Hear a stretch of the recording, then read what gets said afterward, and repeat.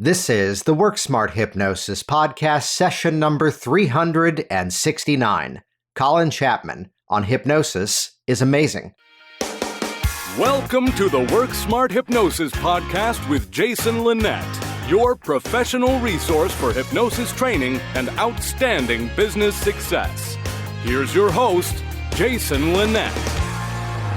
I'm Jason Linett, and this week's guest on the Work Smart Hypnosis podcast is someone who I really got to know for the first time inside of a temporary COVID quarantine in Las Vegas.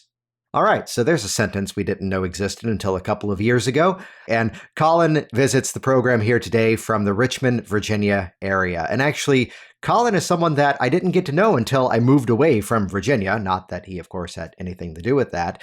And this is a conversation that's been a little while coming, and I'm realizing I just opened up a massive loop with that opening line. I promise you we're gonna come back to that here in a moment.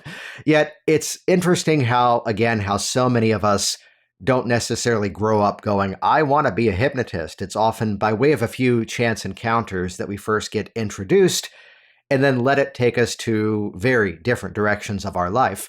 So from a position in sales, you're about to hear the story, Colin was introduced to hypnosis and NLP as a means of increasing his sales ability, yet kind of fell into it at a point in life where he was looking for something bigger and better and much more important. And it's where hypnosis, as amazing as it clearly is, then eventually led over to learning how to do hypnosis and then really splitting his time between that of working with clients as well as a flourishing career working in stage hypnosis. Actually, true story. And I feel the need to say this now because I get these emails on a weekly basis, it seems. I removed myself from stage hypnosis back around 2018. Not that I don't agree with it. In fact, I would very comfortably say, and this is something we run into frequently with the hypnosis certification events that we do, where, I learned from this person and they say that stage hypnosis is the worst thing for the industry. Well, first of all, anyone who says that clearly doesn't understand the history of our profession and some of the hiccups that we ran into over the years, such as here was James Esdale on a boat traveling over to introduce the royal doctors to his incredible methods, and yet basically along that time frame is when chemical anesthesia was figured out, which is a fancy way of saying that if you gave someone too much, it would kill them. And if you gave them too little, it was rather uncomfortable. And if it weren't for the stage hypnotist, we would have disappeared for a number of years. And even so, the big players in our industry, whether it's folks like Dave Ellman, who kept it alive, and eventually even the medical doctors were knocking on his door, insisting that he teach them medical hypnosis, to which he rightfully responded, I don't know what that is. And they responded, we know. But we see that you can hypnotize 20 people in like 90 seconds, and we think your methods are much more applicable to our specific needs. As early as the 1940s and 50s, you've got 8 minutes in the room with a patient, make it count. Do you see how we've already gone off pathway into historical record? Which simply put, and I'll put this out there in terms of my own opinion here, it would be that context is everything. So people who are going to a stage hypnosis show and are basically being pre-informed in the pre-talk that, hey, some funny things are going to happen. And for those people who want to have more fun up here than they would out in the audience, that's who we were going to ask to volunteer. The stage hypnotist doesn't point the fingers and say, you're going to be my volunteer and you're going to be my volunteer. So context is everything, right? Which Hear this next phrase very carefully. Depending on the skills of the hypnotist, that's where then it's a matter of how well the rest of the program plays out. And just to date this story, here are the final shows that my company really had still been booking out despite retiring myself from stage hypnosis, not because I disagree with it, but instead, here's a whole other branch of my business, that of the hypnotic influence for premium sales. You can learn more about that over at hypnoticinfluence.com. Yet that side of it, as it was growing, it was basically then serving as this distraction, and it was kind of time to retire away from a couple of things. I say that well before the age of 40, and I understand how pompous and arrogant that may sound, but join me on this journey. So it's where I was reaching out to Colin because Colin is now taking over the last and final shows that I had consistently in the Virginia Beach, Virginia area, where I'm originally from, including the school that I actually graduated from. Hey, fun fact, for those of you that are members of Hypnotic Workers, if you go inside of the stage hypnosis module inside of there, that full show of mine that you get to watch from start to finish, that's the school. So in the midst of juggling contracts, in the midst of juggling the language of final balance payment will be made to Hypnosis is Amazing, care of Colin Chapman, and future bookings will be under the care of his company as well, I went, hey, we're talking a lot. Let's get you on the podcast.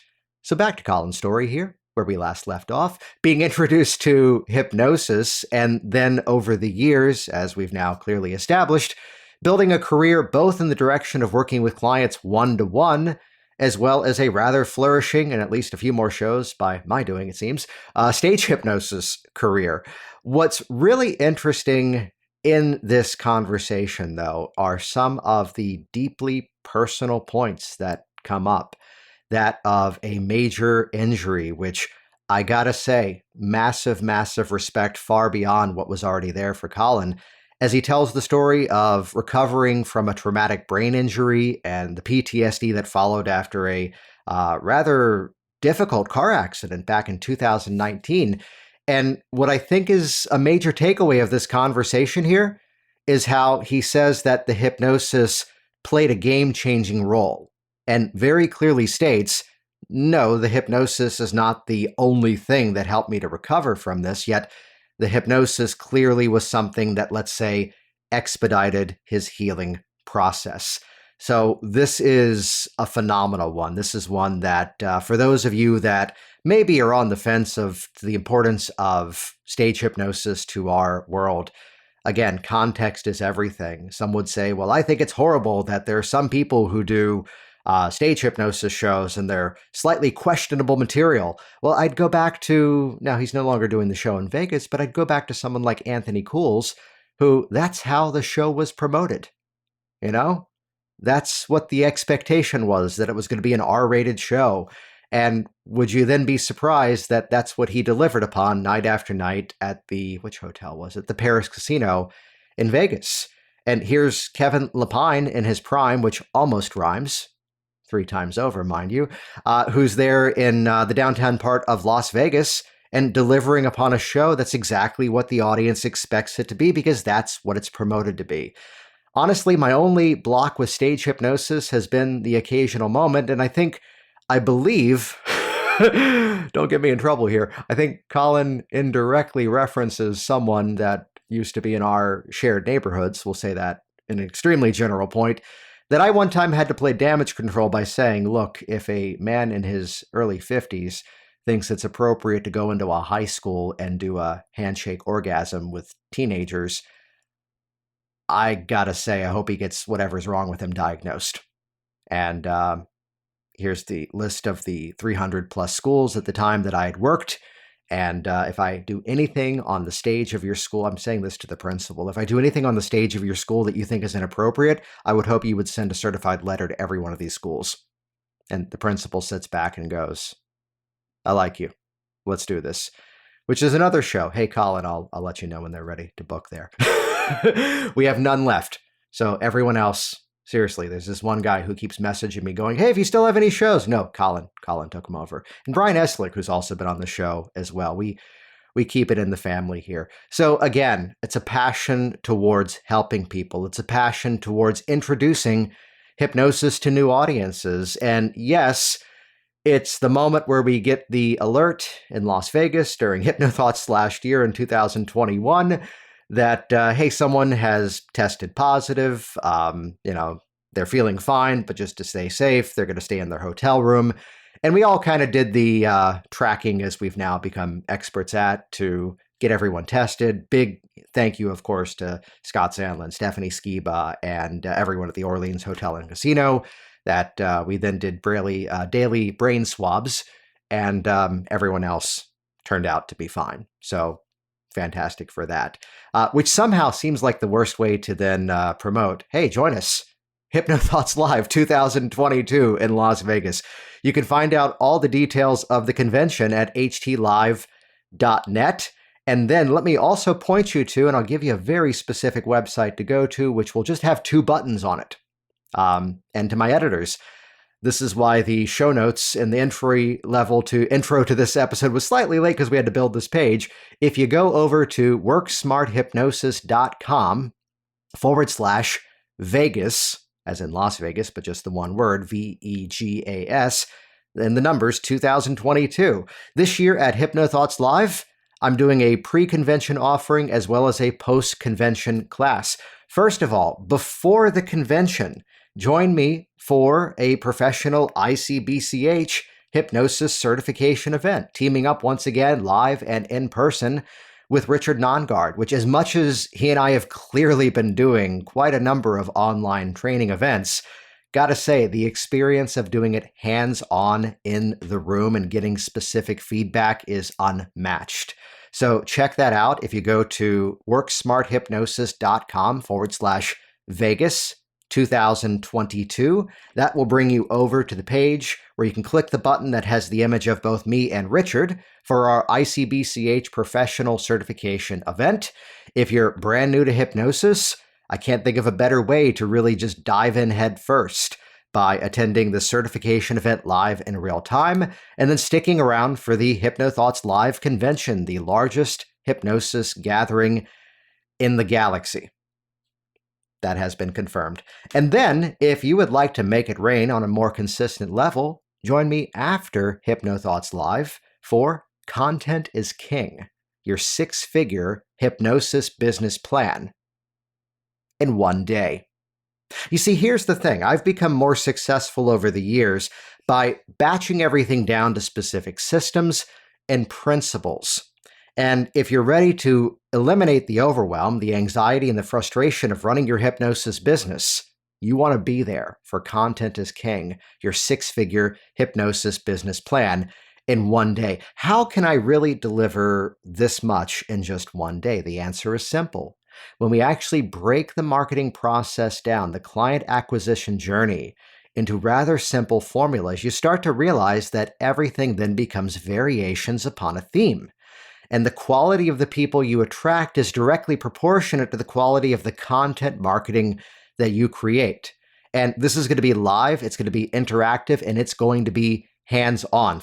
So even for those of you that are members of my Hypnotic Business Systems community, look at the page. There's a discount for you. We keep it in the family. That's called nepotism. But it's really a matter of avoiding the number one mistakes that people tend to make in their content marketing, and why it is that most people are throwing confetti out into the air and not really making it rain appropriately.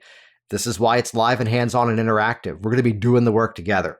Bring your computers, bring your notebooks. We're going to actually be mapping out your content marketing strategies. Just the other day in one of our communities, someone was asking, how do I do email marketing? Well, I'll tell you.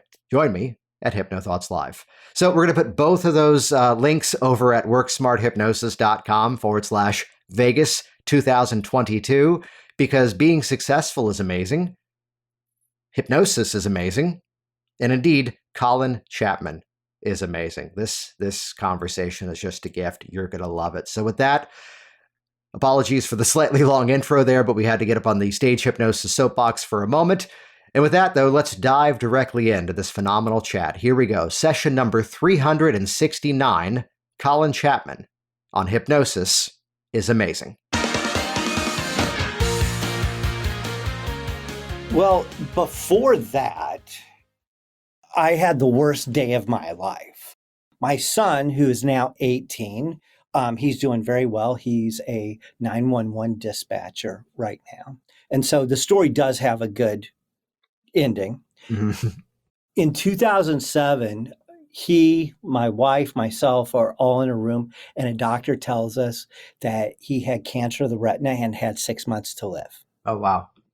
Absolutely worst day of my life. That led to us, in order to get to the doctor who was able to discover it was the wrong diagnosis, it ended up with us going up and spending 2 weeks in Philadelphia, spending that time in Ronald McDonald House. And at the time going in there, I had too much arrogance to be able to handle the charity of Ronald McDonald House. However, I quickly picked up on some things that I was learning from all these other moms and dads. And by the time I left, I knew that I had to do something way more meaningful in my life than just chasing money. And I started searching for what I could do that would have real meaning. Because selling cars, a lot of fun, good money, but it wasn't meaningful in any real way.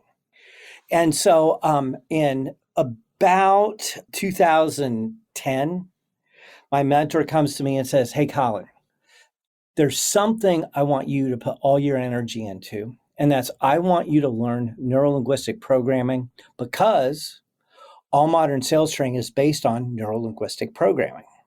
And I said, "What is neurolinguistic programming?" Yeah. And I say this with all love and respect to everybody in the NLP world. Like many NLPers, he decided the way to answer that question was a 5-minute long answer with nothing but jargon and buzzwords. And finally, it's like, James, you know me better than that by now. 25 words or less, using only English. Tell it to me like I'm just a child.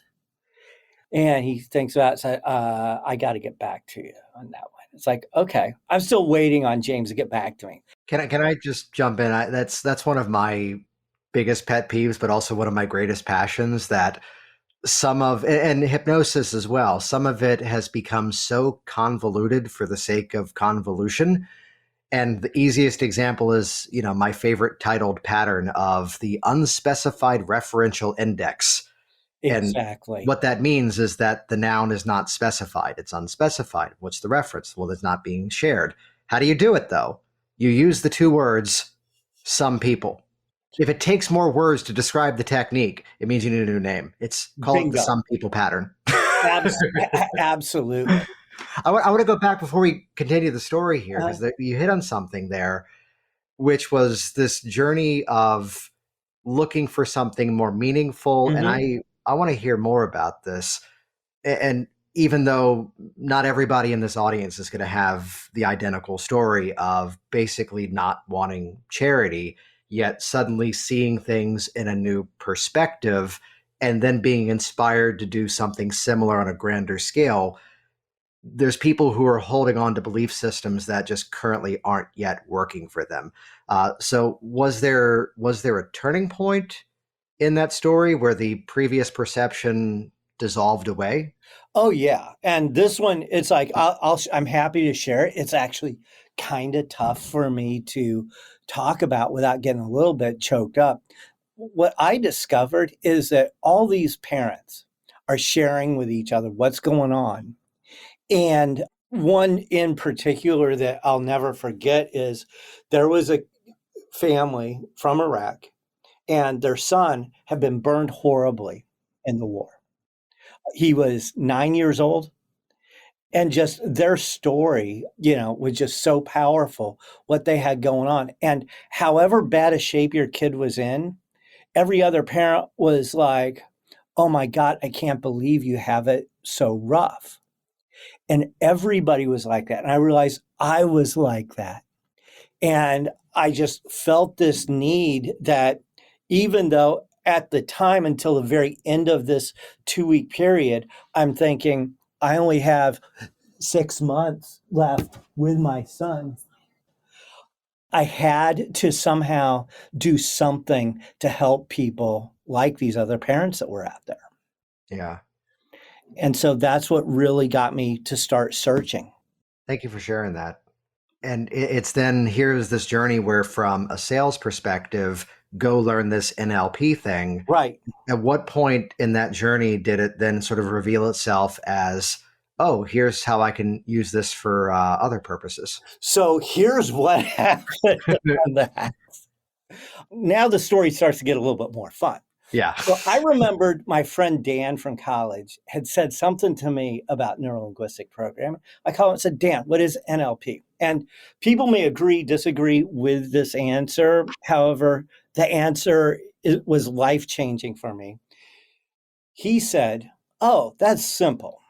All NLP is hypnotic suggestion without the formal induction into trance.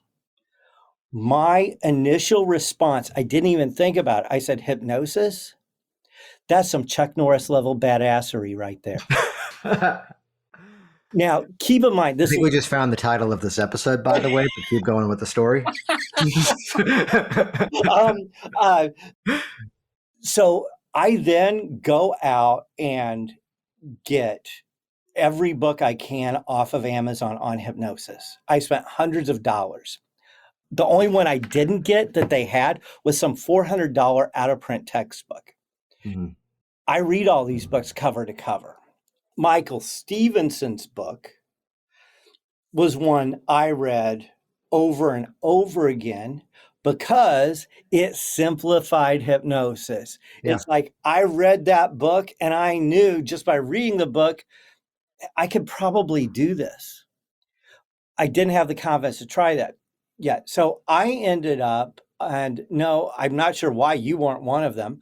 I ended up working Google because at the time there weren't a bunch of YouTube videos on hypnosis. I started just cold calling hypnotists I was finding all over the country, and a bunch of them sent me videos. Oh, nice. And that impressed me because, like, hey, that's really cool. There's this idiot in Richmond, Virginia, who wants to learn something about hypnosis, and these guys are just giving me their stuff. That's beautiful. And so I read all these books. I'm watching these videos, and some of the videos were about street hypnosis. Like, oh, that's kind of cool. And so I started doing street hypnosis first during slow times at work. Then I go into a Starbucks. Then I go to a party, and I'd walk up to people and say, hey, you want to see something cool? Okay, what? It's like, have you ever been hypnotized before? And they would either lose their minds, run away, and get a restraining order, or they would say, you can do that? It's like, yeah. It's like, okay, let's go. Now, here's the other thing that's important in my origin story. I was doing this as a totally underground secret hobby that I did not let my wife and kids know about. Oh, that's a first on this program. Thank you. Because at the time, I thought, this hypnosis stuff, that's a little out there, a little freaky. I don't know how to talk about it, but I'm doing it. I'm having fun with it. The comedy aspect, the fact that blowing minds with it was just so cool to me. And then I stumbled onto self-hypnosis. I started messing with that. And I use that to experience some different altered states. It's like, wow, that is absolutely amazing. I can feel that. And I'm not even going to fail the drug test in a couple of weeks. And I thought, you know what? I heard hypnosis is good for smoking. And as a parting gift from the Army, because I learned within seconds of arriving at basic training that smokers got extra breaks. I had a 2-pack-a-day smoking habit at the time. I said, let me use self-hypnosis to do something about the 2-pack-a-day smoking habit. I did, and it stuck. And the day that my daughter, who today is 21, she was like 9 at the time, she gives me this note telling me how proud she is of me and how tough it must have been for me to have done that. And how happy she is that I'm going to be around longer because I have. That was my aha moment where I realized, you know what? I should be helping people with this. I love it. I don't know if I'll be any good at it, but I love it. So I do some digging and I go to my wife. I sit down. I say, Les, this is going to be the craziest thing you've ever heard. I've decided that what I would like to do is I would like I'm to. just pausing you right there because I'm just trying to imagine every bit of internal dialogue. In every expectation that clearly wasn't about what you're about to say, but sorry, go on. I was scared to death. Make no Yeah. mistake about it. And I said, I did this research. I would like to get certified and open a hypnosis practice. Here's what my plan is to make that work. And I lay everything out for over 15 minutes. And very, very, very much unlike Leslie, she does not interrupt me once. She's staring at me. And I'm thinking, this woman's going to murder me in my sleep tonight. And finally I say, okay, that's all what I have. What do you think? She looks at me. She goes, you're absolutely right. That is the craziest thing I've ever heard. I can't believe you've been doing this without telling us for all this time. And I absolutely think that what you're talking about doing is absolutely who you are, and you need to do this. Oh, nice. And if you do this, this, and this, I'll do all of these things to make this possible for you. And there is nobody who has been a bigger fan or more supportive through the entire journey than what she has. So yeah, that's how I ended up becoming a hypnotist. I love that. I love that. So then it began with just the curiosity and kind of, because correct me on this, and we'll get around to all of this, I'm sure, in due time here. Yet in the early stages, it began as the, let me just learn this. It then went to the let me get certified. And I believe it's not till later in your story that stage hypnosis appeared. Exactly. Yet there was still, I think it's safe to say, a bit of a, I don't want to say show off, but more of a presentational approach to it from day one. 100%. Let me share this experience with you kind of thought. 100%. Yeah.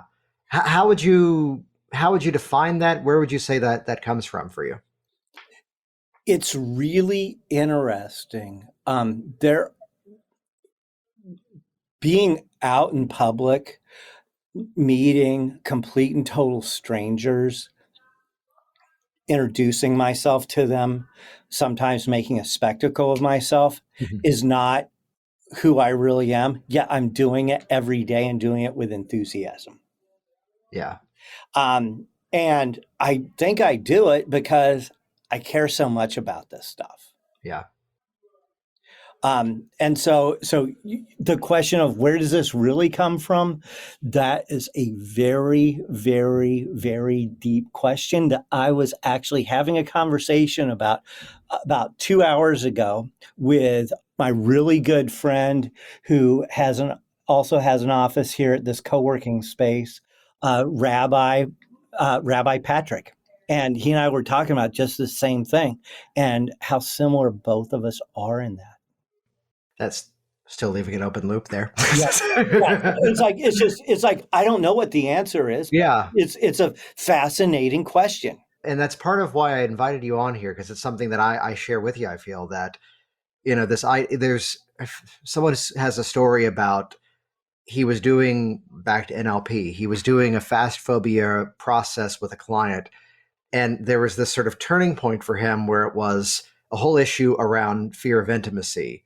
And the way that he told the story was that I recognized that something was a bit of a block because it felt like I was presenting the technique to this person. And it was around intimacy. So it needed to be a more personable approach to it, more conversational. And instead of standing up and walking him through the technique, I sat down next to the guy. And again, intimacy, I basically watched the dirty movie with him. And I always come back to that story of someone else's as to, we're sharing the experience. It's not look what I can do. It's instead look what we can do together. Look what you can do if you just shift your thoughts in a slightly different way. 100%. Yeah. I love sharing with people, showing people just how much power they have inside of them that they can unlock through hypnosis. There's the easy segue. What's the name of the business, Colin? Hypnosis is amazing. And it is, isn't it? It is. I know.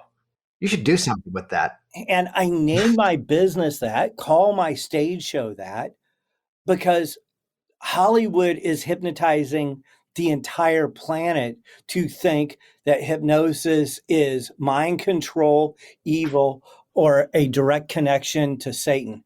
They got my mom on that until she actually needed me to give her a referral for something. Um, but seriously, it's like people call hypnosis everything other than amazing. And so I Mhm. figured, you know what? Let me just start by reframing hypnosis. Yeah, I love that. I love that then. So then from the conversation with your wife, at what point did it officially take shape as something you did professionally? So I started in 2011. I got everything, all my certification done, went out, found an office where I was in the same office space for 10 years before I moved to this co-working space. I cracked the code with Groupon of how to get people to buy Groupons and then purchase bigger packages Yeah, at really, really high percentage rates. Um, fantastic. Take that everybody into consideration. It's not the platform, it's the strategy. Absolutely. It's not a matter of, and this is the same conversation around people who are like, Yelp is great, Yelp is the devil. No, it's what do you do with it? Bingo. Yeah. That is absolutely what it is. And those Groupon clients and also the clients I got through my hand-to-hand networking Mhm. through BNI Chamber of Yeah. Commerce, those I ended up with some great clients. I ended up with all love and respect to you and every other trainer. Honestly, my very best hypnosis trainers have been my clients Mhm. because they've let me know. Oh, yeah. They've let me know what's really working and they let me know what's not. And taking that feedback in is really powerful and it gave me a lot of skills. And I started after just being active for just a few years, I started coming up in the Google ratings. And so I was able to continue on through 2019 with a solid business. Was I getting rich off it? No, nowhere close. Could have made a whole lot more money doing a whole lot more things. However, I was helping a ton of people. Yeah. And at the time, that's what mattered most was knowing that I was on a path that really mattered a lot. What's great about that, though, is that, these strategies, and let's give it a quick moment here where some would have the absolutism as to that's the best thing or that's the worst thing.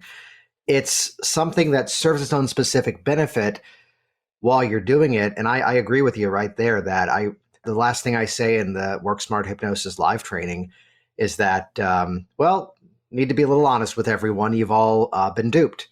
You signed up for what you believed was a training event, and instead all this was education. Mm-hmm.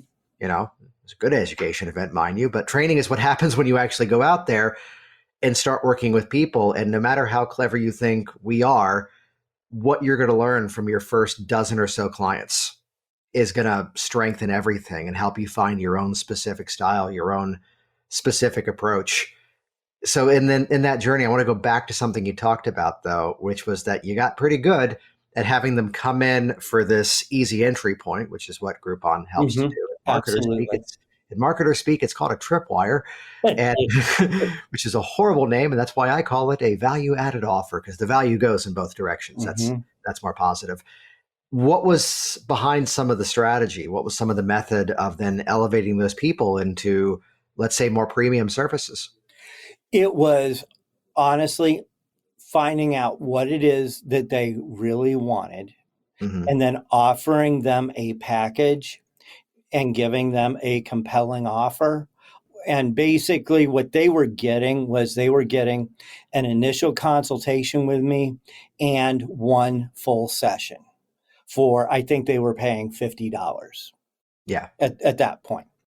And what I would say is, okay, it's like if you wish to come see me for a total of 6 sessions, you've already paid for one of those. So normally it will be $600. I'll drop it down to $500.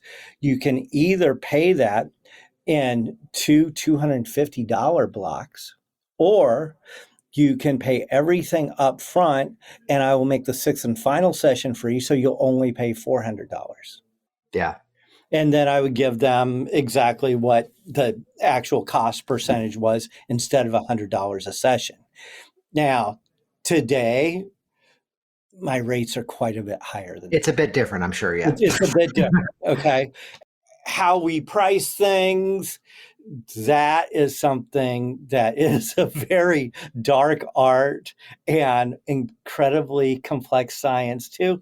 Did I price everything right? I don't know, but it did let me stay in business for a decade.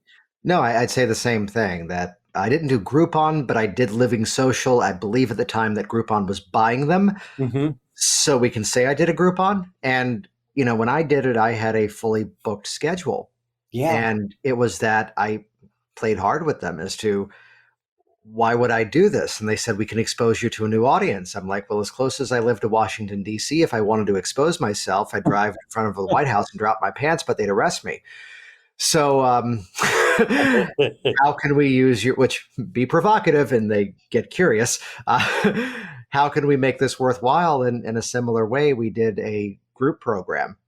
And, the offer was at the time, $50 a person, 15 people in the room. And Mm-hmm. the offer was simple. It's like, well, normally when I do a 3-session program, it's $450, but do you all like getting things for free? Yes. Okay, good. So then it's just 400 and we'll treat today as if it was free and you just got it with the program. Nice. And it's just the influential phrase here is all you need is a because. Mm-hmm. Because you're here, that's why I'll do that. How's that? Absolutely. And it's reasonable. And I'm sure while the numbers may be different now and the entry point may be different, some of the basics are still there. Absolutely. And what you're talking about is what I call the power of free. Yeah. When we are able to offer something and call it free, I feel a little bit guilty because when I'm offering you something for free, it never, ever is. No, it's absolutely priceless, Colin. And well, it's giving someone the experience, Absolutely. giving something of value, and it's the better question of what can I give rather than what can I get. I'd be amiss by not asking the obvious question, though, because we've been a little heavier on the deep passion underneath it, as well as the strategies of bringing the clients in. And this may be something that's kind of changed over time. So let's kind of focus on the efforts these days. What's that clientele that you're the most drawn to? What do you tend to work on the most? So right now, my primary focus is the entertainment side of hypnosis is amazing. On the clinical side, I am still doing individual sessions. I'm just not pushing those as hard.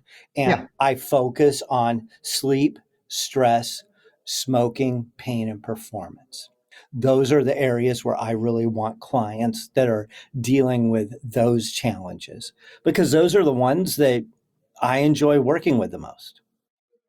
What is there one that stands out more than the others to you in terms of something that kind of defines, let's say, your style, your specific approach?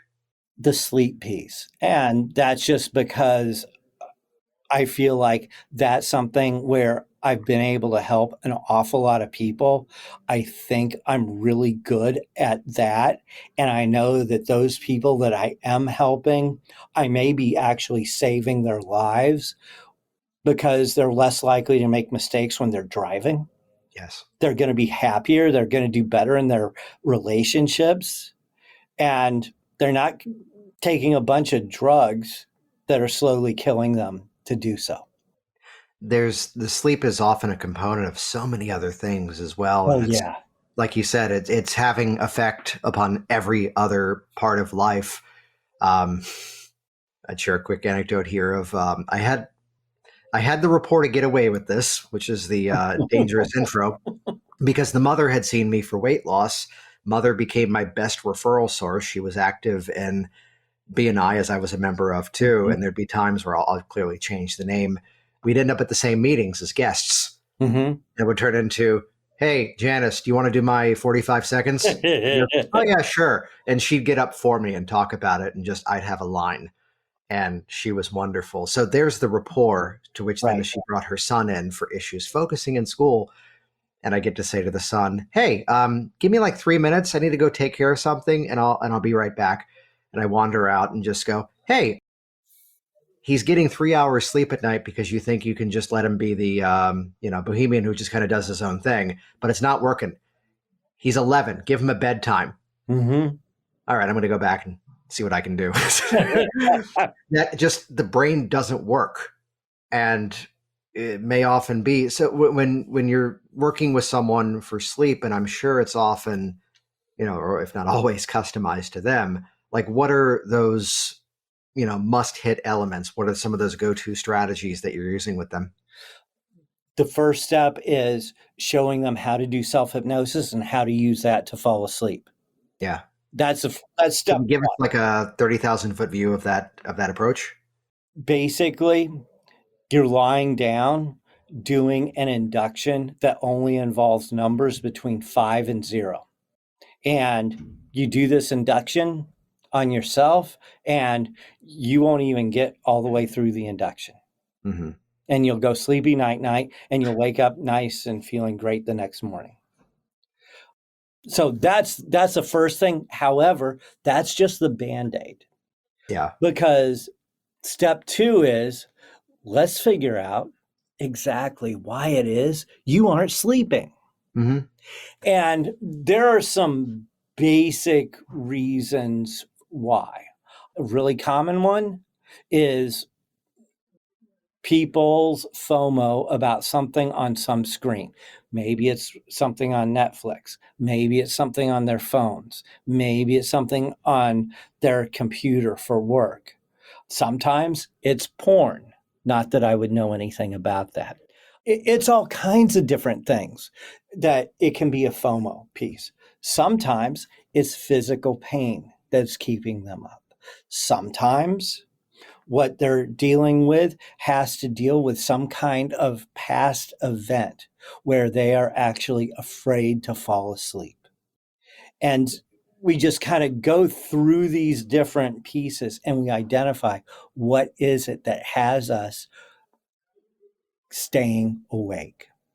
What's really cool about what you just mapped out there is something that I feel is missing from a lot of people's process, which is, this intention of we need to find the cause, we need to find the origin, which you are doing. Yet first and foremost, you're giving them a significant win very early in the process, which gets some level of success, possibly all of it, if not at least some that it's noticeable. Yet from the guy who does say hypnosis is amazing, as we have the foot in the door with something that's already happened and they can validate that things are at least moving forward, you've got now belief at its absolute peak. You've got conviction already in motion, and now the other strategies are going to become even more effective because there's that, mindset of now this is already working, which means the rest of it's going to work even better. I love that. Absolutely. And my intention with every single clinical session I do with someone, including the initial consults that I haven't charged people for, my intention is they walk away from that session with something in their lives that they didn't have before. And even if I never see them again, I still get to feel good about that. The ones who realize, hey, I just really got something here. So yes, I want to come back. I want to see you 5 more times. I want to see you 10 more times. It's like, that's even better because then we can actually really have a huge impact on their lives. But even those ones that I only get to see one time, yeah, that's great. And so I want to give people as many wins every single session, whether it's the first one or the 20th one. Yeah. So does that lead into sort of that journey of now focusing the attention on stage hypnosis? It does a little bit, because one of the things that I came to realize is the way that I was approaching my practice, there was a pretty low ceiling in terms of how successful I could become. Mm-hmm. And I kept going back to when I was starting out doing street hypnosis. I started catching myself doing street hypnosis more and more when I probably should have been doing some other things at the time. Street hypnosis became my hobby, even though I was a working clinical hypnotist. And I thought, why haven't I dug into stage hypnosis more? So I started digging, and this was absolutely marvelous timing for me. It was late 2019 when I made the decision to shift stage hypnosis to my primary focus. And so officially began doing things, moving towards my first show on March 13th, 2020. And on March 12th, the NBA announced that they were canceling the rest of their season because one player had tested positive. And I realized I'm nowhere near as big and as bad as the NBA. If they can't handle it, what am I doing? And I was already getting calls from my bigger ticket buyers saying, hey, are you really sure you want to do this? So it's like, okay, we'll reschedule for a couple of weeks. And we ended up rescheduling 3 times before finally we had to just simply cancel the show because it was going to be over 12 months since these people had bought their tickets. Yeah. We just had to refund everybody their money because, you know what, that was a really, really, really expensive show that never happened for me. Mm-hmm. And the amount of money lost really kind of sucks. However, I can always get more money. I can't get more reputation. And so I had to do the right thing for all those people that had purchased tickets to this show.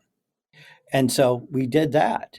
And while I struggled for a while sorting out what it was I was supposed to do, because the pandemic also impacted the clinical stuff as far as in person, and shifting to the Zoom hypnosis sessions that required some pivoting.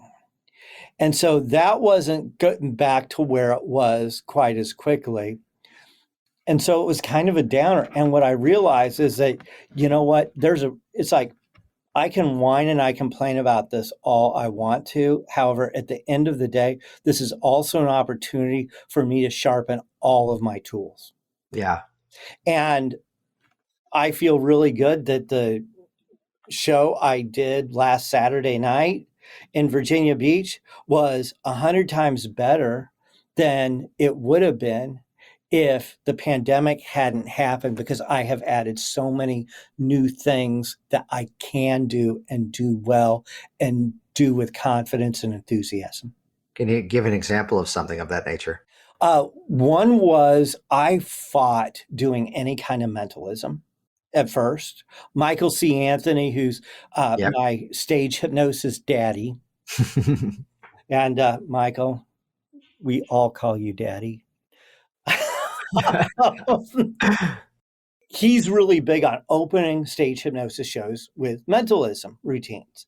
And I know that most stage hypnotists don't do that. However, his logic actually makes a lot of sense. I just couldn't bring myself to do it because I was like, look, I don't know anything about mentalism. I'm not very good at that. I haven't given the last 10 years of my life to mentalism the way I have hypnosis. And so I fought it. However, during all of this time I was able to put some time into working on it and coming up with some pretty cool things that I can now do. Another piece is it gave me time to really, really go all the way down into the rabbit hole as far as the comedy piece goes. Oh, nice.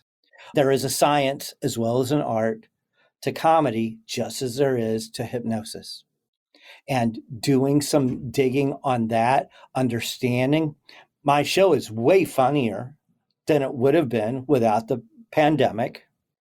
And of course, doing lots of G.I. Jane jokes always helps too. Oh, and the fact that this is releasing later will still be topical. I'm betting it's going to be topical for a minute. Yeah, that's not going away anytime soon. Anybody who doesn't get the joke, Google it, follow that rabbit hole, and keep going. I'm curious to ask you, and let me give a disclaimer to this. Hold on to every benefit it has created for you. Okay. Because I'd be open. I got into hypnosis out of a frustration that I had with magic and mentalism because it was something that I'd have to do exposition as to here's why I have this prop. Here's why you're writing this name down on this piece of paper. And then suddenly when I saw hypnosis, it was just like that's just communication. Hmm. That's it. And that's where I had a block. And I learned from people too who said, use this. And I have nothing against anyone who does.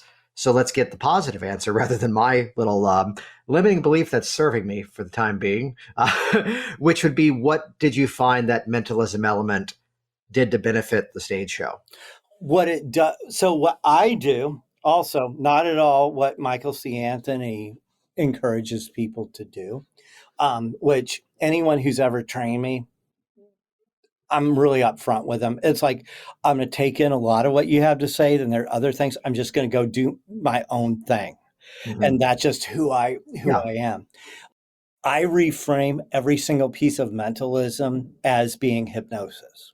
Yeah. And so what it does for me is when I walk on the stage and within just a couple of minutes, I've read somebody's mind. I've already started from the audience perspective. I've already started doing hypnosis. And then that buys me more time to do all the things I need to do to get people to be excited about coming up and volunteering on stage. Nice. It and also it helps me have some credibility with the audience that, oh gee, if Colin was able to read that woman's mind, he can probably hypnotize me. Do you see how we're expertly coming back to the same themes in this conversation that we perfectly planned out? I mean, Uh-huh. this episode is not going to be that some funky Chuck Norris stuff, though it is. It's we always use your branding where we can. This will be episode 369. Colin Chapman on hypnosis is amazing because that helps you and makes Google Mhm. very happy. Yet, really, this theme of the quick win. Something Mhm. beneficial has happened. The foot's in the door of the change. That's the benefit of the self hypnosis for the sleep client. Yet, using, let's phrase it this way to generalize it, some other medium of interactive entertainment to condition the audience for even more interactive, impressive, mind based entertainment to make it as generic as I can make it Absolutely. sound. Yeah, so that's cool. That sounds great. That's been in there. I know some of your story, and I'd be amiss not by asking how hypnosis has had a major role. You know, it's clear it's been incredibly effective in Mhm. terms of how you've helped your clients and how it's helped to, bring you into a world that you were more passionate about. And I know there's a story about how, it became, I guess we can say, life changing. I will go as far as to say that if it wasn't for hypnosis, I'm not sure that I'm even here right now. If it wasn't for hypnosis, I am definitely not able to have a conversation like I'm having with you right now. Hypnosis helped me get over smoking. It helped me overcome a 2-pack a day smoking. It helped me not only overcome a 2-pack a day smoking habit, it helped me deal with a 10-year-long fear of flying. And it also helped me when in 2019, I was in a really bad car accident. And if you want to check out my dash cam footage, just do a search on YouTube for Wreck It, Carrie and Meadow. And I'm in this accident. I come away with a traumatic brain injury and PTSD. The doctors tell me, well, you're going to be stuck with the TBI for at least 5 years. And as far as the PTSD goes, that never is going away. And I looked at her and I said, you're fired. And I got up and walked out the room. Now, at this moment, my cognitive function was at 35% of what it was. However, I knew, even though this doctor's screaming at me, that I can't walk out because she's the doctor and I'm not. I knew that if I don't have hope, I'm done. So I had to find somebody else. And I was able to find other members of a medical team. And I was able to use hypnosis. I'm not going to sit here and say, oh, hypnosis cured me. No, I had a great medical team to deal with a medical problem. This wasn't magic. The challenge with the medical problem is staying in the fight was not at all automatic, was not easy. Not everybody is able to stay in the fight when you are in this kind of shape like I was at that time. And I made every single one of my appointments. I took whatever homework the doctors, the speech therapists, everyone else was giving me, and I doubled the homework. Yeah. And it's hypnosis that let me do that. And so instead of looking at years and years and forever, I ended up with a clean bill of health in 6 months. Wow. And so, so yeah, it's like it has made such a huge difference in so many different ways for me. And that was a huge one right there. That was a huge one. I really appreciate not only you sharing that, but also drawing that line, that it's not that this is what cured it. It's that here was the plan. And this is what I think a lot of people in our industry need to, recognize and lean into as our dialogue. We help to amplify what people want. Mm-hmm. We help people achieve their desired outcomes faster and easier. There's people who could have done these things on their own that we normally would help with, yet it's through hypnotic methods we can help them achieve those results more easily. So that drawing of that line, I really appreciate you sharing that inside of it. So these days, as the world has continued to open up, how would you say you balance things out now? Like what percentage is focused on stage? What percentage is the clients? What's kind of that split? So on the marketing side, it's almost all, like at least 95% on the stage side. However, at each of my stage shows is the opportunity that I give people to get different products, such as self-hypnosis is amazing. Hypnosis is amazing for sleep. There's a theme here. Hypnosis is amazing for smoking. Hypnosis is amazing for pain. And so I'm able to, through these digital products, still be helping people. And I have not done one single show where somebody has not contacted me later to see about becoming my individual one-on-one client. That's outstanding. And especially, let's give it 10 seconds. There are some in this community who would go, oh, but that doesn't help. That's not good for that. Oh, it's bad that these people are doing stage hypnosis. And really, it's telling the story that, yes, indeed, hypnosis is amazing. And if it can help these people do these extraordinary things in the show, and it can also help people achieve these incredible things in their own life. And let me just give you the thumbs up for following through with a plan that I abandoned. Because get this, at one point I just looked, we don't own it anymore. I had to peek. I used to have work smart weight loss, work smart confidence. Yeah, there's a theme here. So good on you for sticking with the branding rather than launching an entirely separate thing, which is the much more aggressive task that I've apparently taken. Yes. For those that want to track you down and get in contact, what's the best way they can find you? Best thing to do is to go to hypnosisamazing.com. And there you can find all the different ways to track me down. You got links to YouTube, TikTok, and Instagram to find me there. So yeah, everything is right there on that website. Excellent. And again, we're going to put everything in the show notes over at worksmarthypnosis.com/369. That'll just redirect you over to this week's episode with Colin, where you can find those links, you can find those resources. And thank you so much for coming on here and sharing this with everybody. Before we wrap it up, any final thoughts for the listeners out there? Well, I just want to thank you for having me on, Jason. You pulled me aside at HypnoThoughts Live last year and told me I needed to go to talk to Scott Sandlin and wouldn't tell me why. And it was because I was a close contact to someone with COVID, but I didn't know that at the time. And I go in the room, and there's also one of the managers from the Orleans Hotel who was in there. And you didn't know this until just now. I thought that I had been busted for a stunt I had pulled the night before on the casino floor, where a woman grabbed me and said, you work here? Where are the Fridays at? And I gave her the wrong directions and told her that when she did get to the Fridays, to tell them that I had comped their meal and that they were just to take care of it. And I was convinced that I had been caught on video and was getting thrown out of the conference.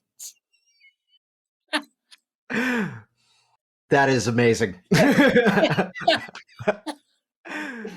That went an entirely different direction than I expected. I know it did. That's what you get when you have me on. Jason Linett here once again, and as always, thank you so much for interacting with this program. Thank you for sharing it on your social media streams and really letting this program become something that even I didn't expect was going to happen. A daily part of the hypnotic conversation.